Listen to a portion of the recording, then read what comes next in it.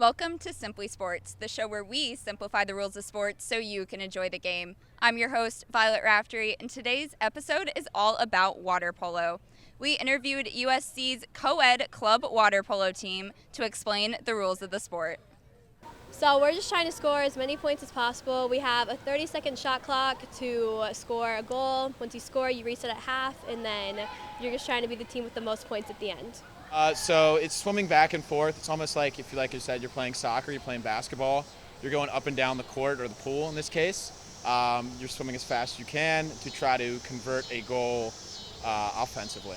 I would say it's similar to soccer and football combined. It's definitely really aggressive, full contact, but end of the day, you're just passing it down the field, trying to score a goal.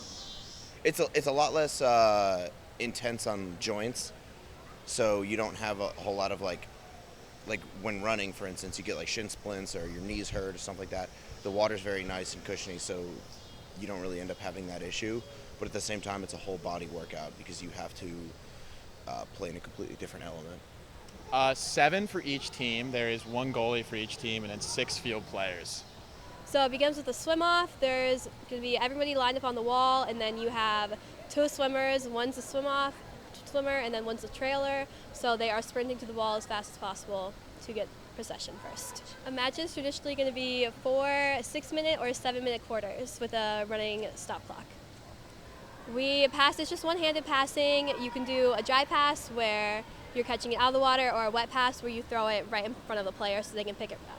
Yeah, so you can hold the ball with one hand. You can transfer the ball from left to right, but you can't ever, on offense, catch or use 2 hands. The goalie's allowed to use 2 hands, but he's the only player that's allowed to use them.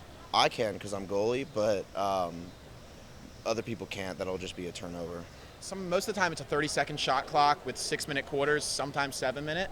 So usually 30 seconds on offense per play. No, but usually we play with pools that you can't touch anyway, so it's never really an issue.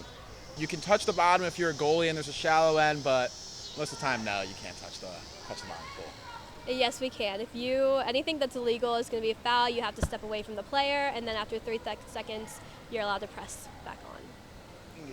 I could get a foul for something as simple as swearing on the field, but it kind of every position has different things. There's just a lot of offensive fouls you can do for being too aggressive and stuff like that. We practice at Blatt, and then we occasionally host tournaments, and we go to other schools to play against them. So we actually have 3 league tournaments this year. It's our first year in the league, so we have 3 league tournaments. We have one at the end of this month on the 30th and 1st of October at the University of Alabama, the 6th and 7th of October at the University of Auburn, and the 21st and 22nd at the University of Tennessee. You can go to our Instagram page. It's going to be under Gamecock Water Polo, I think, or we have a Garnet Gate page. Now, go enjoy a water polo match, and we'll see you next time on Simply Sports.